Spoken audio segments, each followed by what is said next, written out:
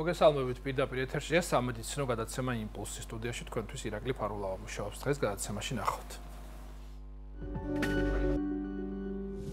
კუჭის ტკივილი, გულძმარვა და დისკომფორტი. რა იწვევს კუჭის ლორწოვანი გარსის ანთებას და შეიძლება თუ არა მისი თავი დანაცილება? როგორია გასტრიტის მკურნალობის თანამედროვე მეთოდები?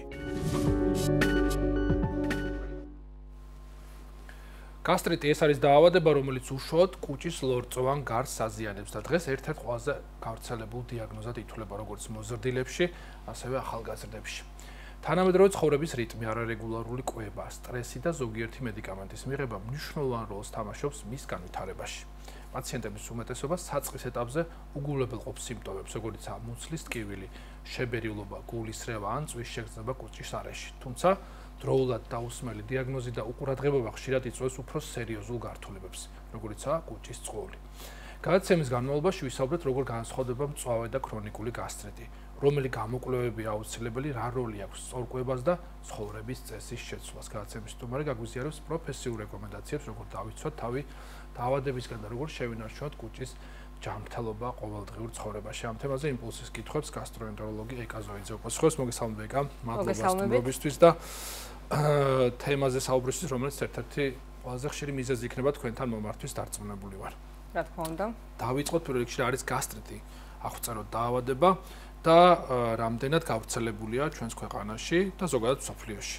გასტრიტი არის დაავადებათა ჯგუფი, რომელსაც ახასიათებს კუჭის ლორწოვან გარსში განვითარებული ანთებითი და ანთებით დისტროფიული პროცესები. ჩვენ განვასხვავებთ მწვავე და ქრონიკულ გასტრიტს, გასტრიტ მის გამოწვეული სხვადასხვა მიზეზებით და ცვლილებებით, რომელიც ვითარდება მის ლორწოვან გარსში. საკმაოდ გავრცელებული დაავადება, ანუ მსოფლიოს ზრდასრული მოსახლეობის დაახლოებით 50-დან 80%-ს აღენიშნება ამ დაავადების სიმპტომები. საქართველოში სტატისტიკა ამდაგვარია. ცოტა უფრო მეტი ალბათ დარწმუნებული გასტრონომიული და კულინარული თავისებურებიდან დამომდინარე. შესაძლებელია ზოგადად საქართველოში კუჭნაწლავის პათოლოგიას უჭირავს ერთ-ერთი წამყვანი ადგილი ყველა დაავადებებს შორის, ანუ მესამე ადგილზეა სხვა დაავადებებს შორის და ეს საკმაოდ დიდი მაჩვენებელია. აი დავიწყოთ, როგორც ყველა დაავადებას, ბუნებრივია გასტრიტსაც აქვს თავისი ასაკობრივი ჯგუფი. ანუ ის ჯგუფი, რომელშიც ყველაზე ხშირად ხდება დაავადება. აი როგორია ასაკობრივი ჯგუფი გასტრიტის შემთხვევაში? უმრავლეს შემთხვევაში გასტრიტი ახასიათებს ზრდასრულ მოსახლეობას, ანუ 18-დან 60 წლამდე ასაკის ადამიანებს, მაგრამ ბოლო წლებში აღინიშნება ამ დაავადების გაახალგაზრდების ტენდენცია. ანუ ძალიან ხშირად ხდება ბავშვებში. ეს დამოკიდებულია რამოდენიმე მიზეზზე. ძალიან უცნაურად ჟღერს, მაგრამ უცნაურად ჟღერს, მაგრამ საკმაოდ საგანგაშო სტატისტიკა არის ამ ბავშვებში განვითარების ამ დაავადებისა. და ეს დამოკიდებულია რამოდენიმე მიზეზზე. ერთ-ერთი მიზეზი არის ბაქტერია ჰელიკობაქტერ პილორის გავრცელების სიხშირე და თანამედროვე ბავშვების კვებითი თავისებურებები.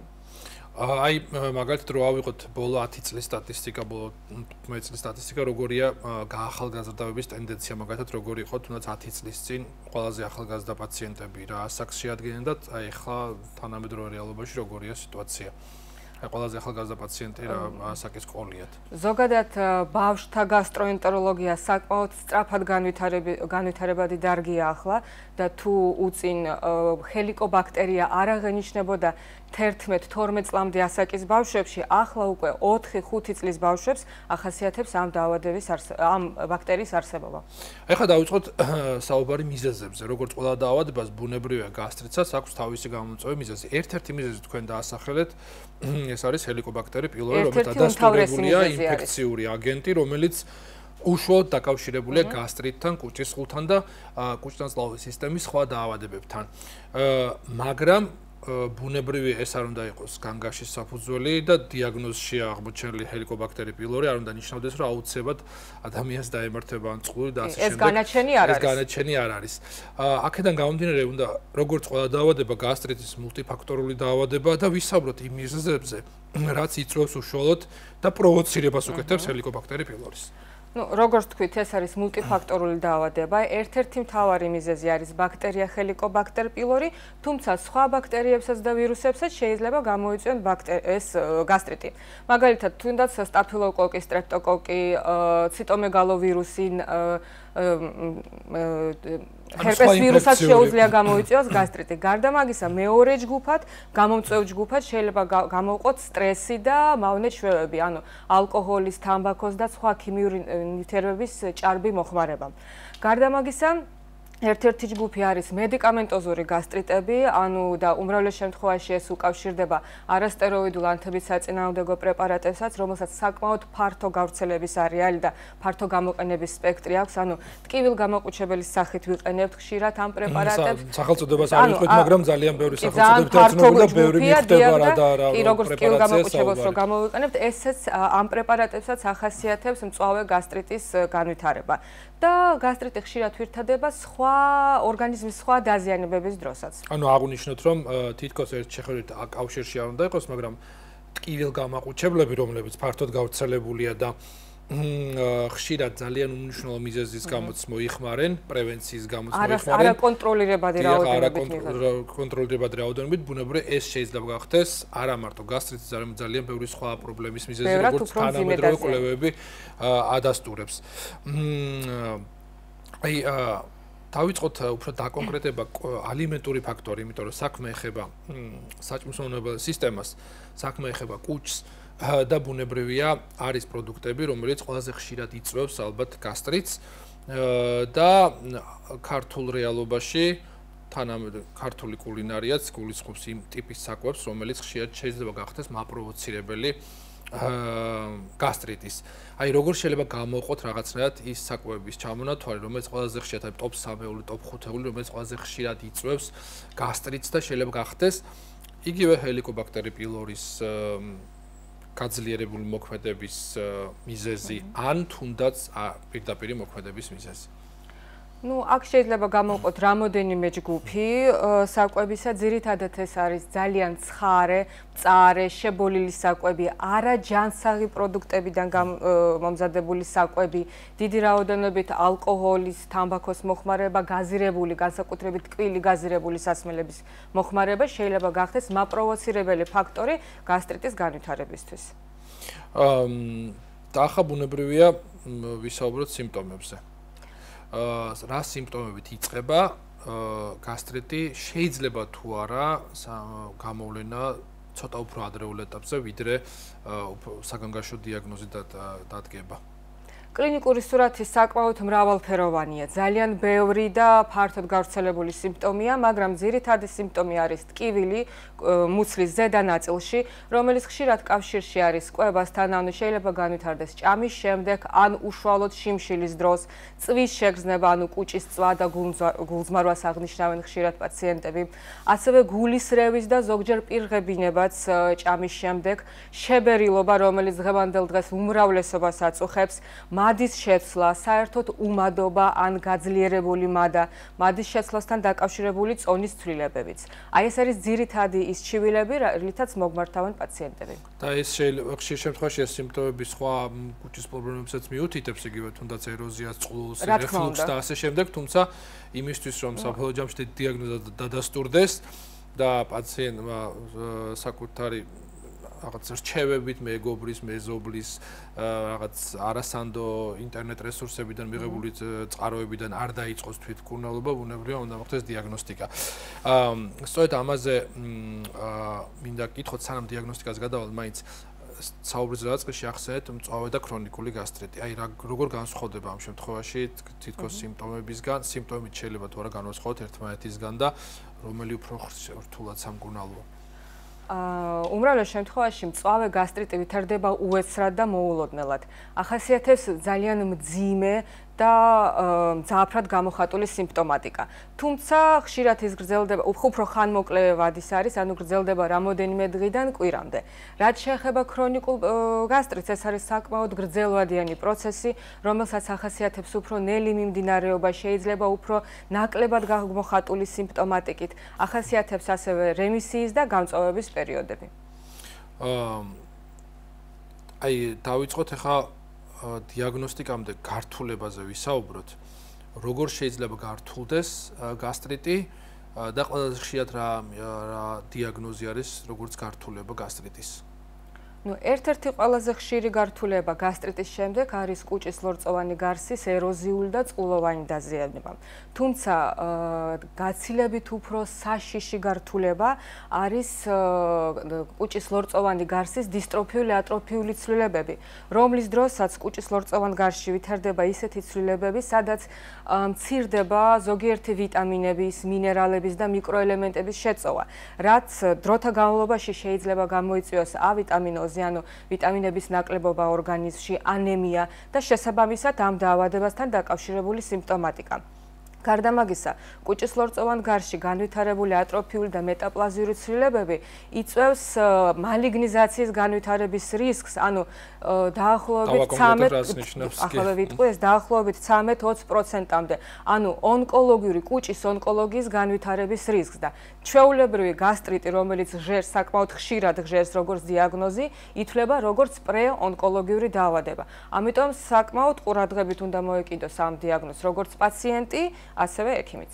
ანუ როდესაც ისმება დიაგნოზი გასტრიტის და ხშირ შემთხვევაში პაციენტები ან წყვეტენ მკურნალობას, ან აგრძელებენ, ან არ აგრძელებენ. რამდენად ხშირია ზოგადად შეწყვეტილი მკურნალობები, როდესაც რაღაც დიაგნოზს უსვამთ, კონკრეტულ პრეპარატებს დაუნიშნავთ, შესაბამისი რეკომენდაციები გაიცემა და შეიძლება შეწყვიტონ. ეს არა მარტო გასტრიტზე, არამედ ეროზიაზე და წყულზეც ხდება. ზოგადად გასტროენტეროლოგიურ პათოლოგიებს ახასიათებს ხშირად ქრონიკული მიმდინარეობა და მათი მკურნალობა არის საკმაოდ ხანგრძლივი პროცესი და ადამიანის ბუნებიდან გამომდინარე ხშირად ბოლომდე ვერ მიყავს მკურნალობა ადამიანს ან პირველივე ჩივილების გაქრობის შემდეგ წყვეტენ ხოლმე მკურნალობას. აი როცა ესმით 3 თვე ან 6 თვე მკურნალობა საკმაოდ ჟღერს.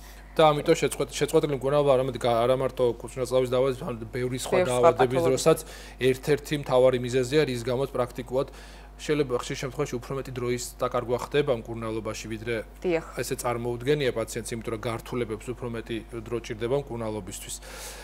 რა ნიშნებით შეიძლება აღმოვაჩინოთ გართულება, ანუ რა ნიშნები მიუთითებს, რომ გასტრიტი გართულებულ მდგომარეობაშია? არის თუ არა უფრო მძაფრად გამოხატული ეს სიმპტომები, რაზეც ვსაუბრობ? დიახ, ზოგადი მდგომარეობის გაუარესება მიუხედავად იმისა, რომ ადამიანი იცავს ან ცდილობს დაიცვას კვების რეჟიმი, გამოასწოროს ცხოვრების რიტმი და მისი ზოგადი მდგომარეობის გაუარესება, სიმპტომების გამძაფრება, გაღრმავება მიუთითებს უკვე იმაზე, რომ აქ შეიძლება ქონდეს გართულებასთან საქმე. დიაგნოსტიკაზე ვისაუბროთ ახლა დეტალურად რა გასაგებია რომ არსებობს ოქროს სტანდარტები გასტროენტეროლოგიაში, რომელიც ამ შემთხვევაში ერთი კონკრეტული გამოკვლევით გვაძლევს სურათს ამა თუ იმ მდგომარეობაზე, კუჭნაწლავის სისტემის გარკვეულ მონაკვეთზე. თუმცა ბუნებრივად, როდესაც დიაგნოსტიკაზე ვისაუბრებთ, ამ შემთხვევაში უნდა ვისაუბროთ მრავალმხრივ გამოკვლევაზე, იმისათვის რომ მოხდეს ზუსტად შეფასება მდგომარეობის. ანუ რა დიაგნოსტიკური მეთოდებს იყენებთ იმისათვის, რომ დადგინდეს დიაგნოზი და განისაზღვროს მკურნალობის შემდგომი სტრატეგია. რა თქმა უნდა, დიაგნოსტიკა იწყება პაციენტთან გასაუბრების დროს, როდესაც ექიმი არ ყვევს ადამიანის დაავადების ისტორიას, მის ცხოვრების, კვების რეჟიმის თავისებურებებს, მავნე ჩვევებს, ანუ ამით ჩვენ ვარკვევთ, რა შეიძლება იყოს გასტრიტის მაპროვოცირებელი ფაქტორი. აქვს დიდი მნიშვნელობა სხვა თანხმლებ დაავადებებს, აქვს სხვა თანხლები დაავადებები თუ არა. და მხოლოდ უკვე აი რა დაავადებები შეიძლება იყოს თანხლები, რომელიც შეიძლება მაპროვოცირებელი იყოს. თუნდაც რევმატოლოგიური დაავადებები, რომლის დროსაც ადამიანი ხშირად ღებულობს არასტეროიდულ ანთების საწინააღმდეგო პრეპარატებს, სხვადასხვა ჰორმონალური დარღვევებით შეიძლება გამოიწვიონ კუჭნაწლავის დაზიანება და ძალიან ბევრი მრავალი ასეთი დაავადება არსებობს. და მხოლოდ გასაუბრების შემდეგ ექიმი უკვე არ ყვევს და ადგენს გეგმას, რა გამოკვლევები ჭირდება პაციენტს. რა თქმა უნდა, ოქროს სტანდარტად ითვლება ენდოსკოპიური გამოკვლევა, ანუ გასტროსკოპია, რომელიც საშუალებას გვაძლევს დეტალურად დავათვალიეროთ კუჭის ლორწოვანი გარსი, აღმოვაჩინოთ დაზიანებული უბნები და ასევე ავიღოთ მასალა მორფოლოგიური შესწავლისთვის, ანუ ბიოფსია, რაც საკმაოდ ხშირად ეშინია პაციენტების ამის გაგონება, მაგრამ ვალდებულია უმრავლეს შემთხვევაში მარტო ონკოლოგიური დაავადების დროს არ გამოიყენება. ონკოლოგიური დაავადებას, დიახ, ეს გჭირდება პაციენტი გაიგონებს დიაგნოზისთვის. ბიოფსია ბიოფსია გვჭირდება, ეს არ ნიშნავს, რომ ეს არის მაინც და მაინც ონკოლოგიური დაავადების რაღაც აუცილებელი დიაგნოსტიკური ეტაპი. ეს არის უბრალოდ მდგომარეობის შესაფასებლად და ეს ძალიან მნიშვნელოვანია. მნიშვნელოვანია მკურნალობაში და მკურნალობის ხანგრძლივობაში. გარდა მაგისა, ვარკვევთ ინფექციურ აგენტს, ანუ არსებობს ხელიკობაქტერია პილორი ორგანიზმში თუ არ არსებობს. ხელიკობაქტერ პილორის დიაგნოსტიკისაც მრავალი მეთოდი არსებობს, სეროლოგიური მეთოდი, ანუ სისხლში ანტისხეულების განსაზღვრა, ბიოფსიური მეთოდი ასევე, რომელსაც ვიყენებთ გასტროსკოპიის დროს, ურიაზული ტესტი, სუნთქვითი ურიაზული ტესტი, განავალში ანტიგენის განსაზღვრა და ექიმი უკვე არჩევს იმის მიხედვით, რომელიც ჭირდება მას უფრო. მაგრამ ისიც გასათვალისწინებელია, რომ გასტრიტს ხშირად თან ახლავს სხვა თანხმლები დაავადებები კუჭნაწლავისა და ექიმს შეიძლება დაჭირდეს კიდევ სხვა კვლევები, რომელიც არის მუცლის ღრუს ორგანოების ულტრაბგერითი კვლევა, სისხლის კლინიკური და ბიოქიმიური ანალიზები. ანუ ეს კვლევები, რომელიც თითქოს ერთ შეხედვით არ არის კავშირში, აუცილებელია შეიძლება დაჭირდეს და ამიტომ ყველა შემთხვევა ინდივიდუალურია და თითოეულ პაციენტთან ისაზღვრება ესა თუ ის გეგმა. ნუ გასტროსკოპია ოქროს სტანდარტია დაასახელეთ, მაგრამ ყველაზე ხშირად ალბათ სვამენ ამ კითხვას, რომ ხომ არ არსებობს ალტერნატივა, იმიტომ რომ არის რა გქონდათ, ბევრს აქვს პრობლემა გასტროსკოპიასთან დაკავშირებით ძალიან არ უნდათ ხშირად ამ მეთოდის ჩატარება, თუმცა ყველაზე მნიშვნელოვანია. ალტერნატივა არ არსებობს. გასტროსკოპია არის ერთადერთი მეთოდი, რომელიც დეტალურად გვაძლევს ინფორმაციას კუჭის ლორწოვან გარსზე და ეს შიში ცოტა ზედმეტად განვითარებულია ჩვენ მოსახლეობაში, იმიტომ რომ დღევანდელ დღეს ეს გაცილებით უფრო კომფორტული პროცედურა არის, კეთება სედაციის ქვეშ და არანაირ დისკომფორტს ადამიანი არ გრძნობს. დავაზუსტოთ, რომ ეს გარკვეულწილად სტერეოტიპია, რომელიც მოდის წარსული პერიოდიდან, როდესაც ტექნოლოგია არ გვაძლევდა საშუალებას, რომ თუნდაც აი მილის დიამეტრი მაქსიმალურად შემცირებული იყო, ელასტიურობა და იყო დიდ დისკომფორტთან დაკავშირებული და ბუნებრივია ის, ვისაც არ გაუვლია ეს მეთოდი, ვერ მიხვდება თუ რამდენად მარტივი არის დღეს ეს ყველა პროცედურა და რამდენად ინფორმაციული თან. და რაც უფრო მეტი დრო გადის, მით უფრო წვრილდება ეს მილი და მით უფრო რაღაც ესეთი უფრო ნაკლებად დისკომფორტის მომტანი ხდება. თანაც ეს სედაცია, ანუ მედიკამენტოზური ძილი გვაძლევს საშუალებას, რომ ექიმაც კომფორტულად იმუშაოს და დეტალურად დაათვალიეროს კუჭის და ლორწოვანი გარსი და პაციენტმაც არ იგრძნოს არანაირი დისკომფორტი. და რაც უფრო დიდ დროს ატარებს გასტროსკოპის ამ შემთხვევაში ბუნებრივია და უფრო მეტ დროს ახლობს იმის დროს დაათვალოს, მით უფრო ინფორმაციული ხდება დიაგნოზი. ზოგადად ეს პროცედურა მინიმუმ 7 წუთი გრძელდება. კი ბატონო. ეხლა დავიწყოთ იმაზე, საუბარი თუ როგორ ხდება მკურნალობა. როგორია თანამედროვე მიდგომები გასტრიტის მკურნალობის დროს? მედიკამენტოზური, სხვა მეთოდები რა გამოიყენება ყველაზე ხშირად და რა დრო ჭირდება გასტრიტის მკურნალობას? ყველაზე ხშირად დასვამენ ამ შეკითხვას დარწმუნებული ვარ.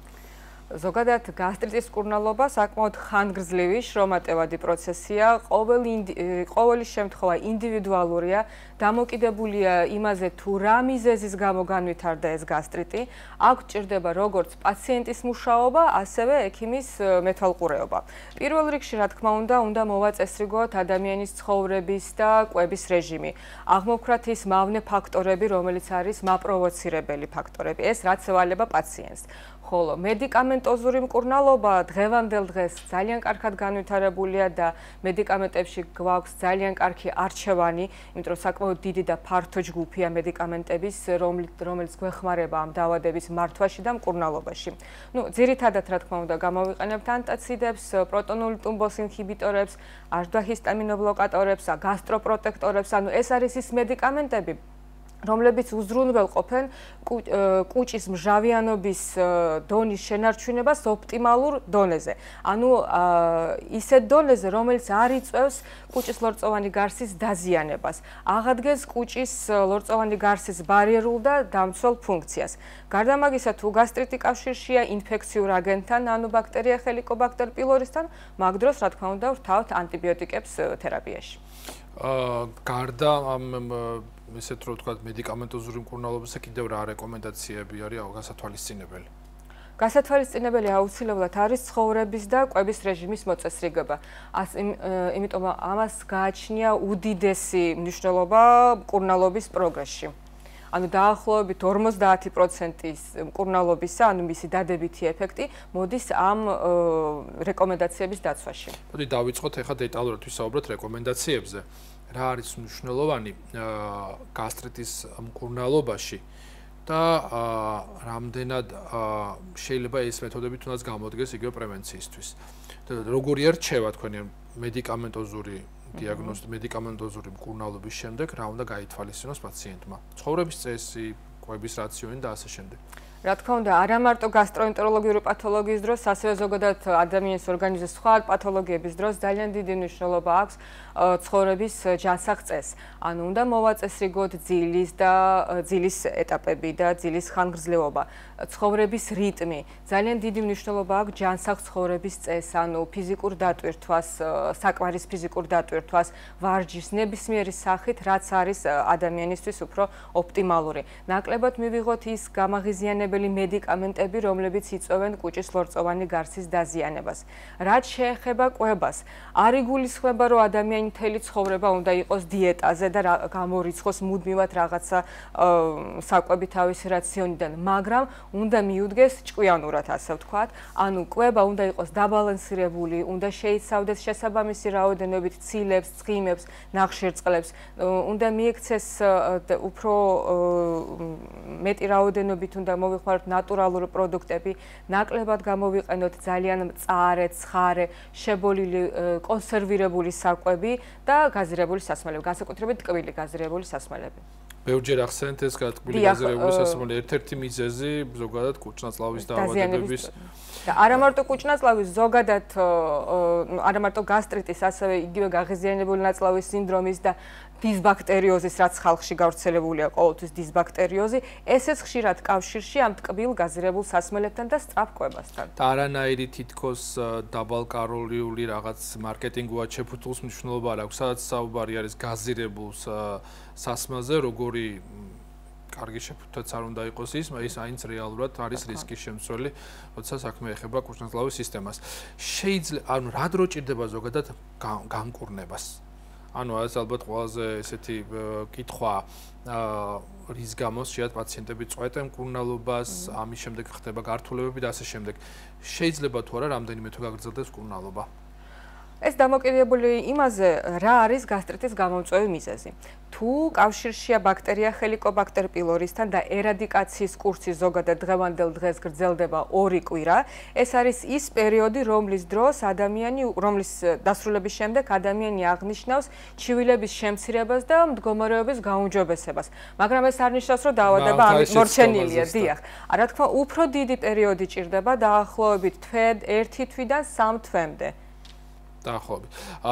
შეიძლება თუ არა განკურნების შემდეგ, როდესაც უკვე პაციენტის მდგომარეობას შეაფასებთ და დაავადება განიკურნა, განმეორებით გახდეს ვიზიტის აუცილებლობა გასტროენტეროლოგთან და ისევ დაბრუნდეს მდგომარეობა.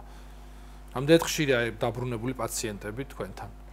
ზოგადად საკმაოდ ხშირია, იმიტომ რომ ხშირად გვაქვს შემთხვევები ქრონიკული გასტრიტისა, მაგრამ ბევრ პაციენტს, ბევრ ადამიანს გონია, რომ თუ ჩაიტარა მედიკამენტოზური მკურნალობა და მკურნალობის შემდეგ გააგრძელა იგივე ცხოვრების რიტმი და იგივე ცხოვრების რეჟიმი, რაც მანამდე ჰქონდა, აღარაფერი არ დაემართება. რა თქმა უნდა, ეს არის შეცდომა და თუ ისევ გავაგრძელებთ იგივე ცხოვრების რიტმს, შეიძლება დროთა განმავლობაში ისევ გაგვიმწვავდეს გასტრიტი.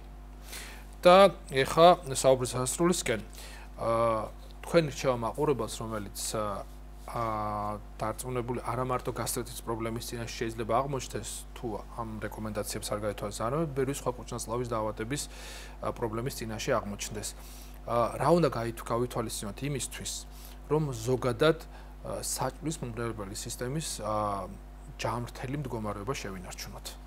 როგორც ვახსენე უკვე რამოდენიმეჯერ, პირველ რიგში ეს არის ცხოვრების რიტმის მოწესრიგება, ჯანსაღი კვება, ანუ ხშირი კვება, ანუ კუჭნაწლავს ზოგადად უყვარს რეჟიმული კვება, დღეში უჯრედისით მდიდარი საკვები. რა თქმა უნდა, უჯრედისით მდიდარი საკვები, დღეში 3-4ჯერ მაინც უნდა იყოს ვიკვებოთ, მცირე ულუფებით, კარგად დამუშავებული საკვები უნდა მივიღოთ და გარდა მაგისა, სიმპტომების აღმოცენების დროს არ დავიწყოთ თვითმკურნალობა, რადგან შეიძლება ამით უფრო დავამძიმოთ ჩვენი სიტუაცია და მივმართოთ აი ექიმს. თვითმკურნალობაში აღვნიშნოთ კიდევაც, რომ ხშირ შემთხვევაში რაღაც ნებისმიერი კუჭ-ნაწლავის სიმპტომის დროს მინერალური წყლებით მკურნალობა, რომელიც განსაკუთრებით ან რაღაც გარკვეული სოდიანი და ძალიან ბევრი დარწმუნებულია, ესეთ ხალხური მეთოდია, რომელიც ხშირ შემთხვევაში მდგომარეობის და გაუარესებას უფრო იწვევს, ვიდრე მასთან ბრძოლას და დარწმუნებულია ამ ზოგადად ხალხურ მედიცინას და ასეთ საშუალებებს აქვს კარგი დადებითი თვისებები და დადებითი ეფექტები, მაგრამ მათი გამოყენებაც საჭიროა ექიმის მეთვალყურეობის ქვეშ.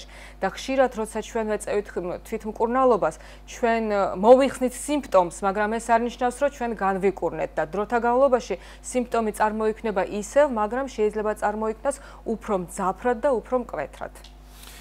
დიდი მადლობა რეკომენდაციებისთვის და რჩევებისთვის, რომელიც არა მარტო გასტრიტის, არამედ კუჭ-ნაწლავის ბევრი სხვა დაავადების პრევენციისთვის გამოდგება და არა მარტო საჭმლის-მომნელებელი სისტემის დაავადების, არამედ ბევრი სხვა სისტემური დაავადების. დაგემშვიდობებით, წარმატებებს გისურვებთ, მაყურებელს კი შევახსენებ, რომ იმპულსი კითხვებს გასტროენტეროლოგი ეკა ზოიძე პასუხობდა.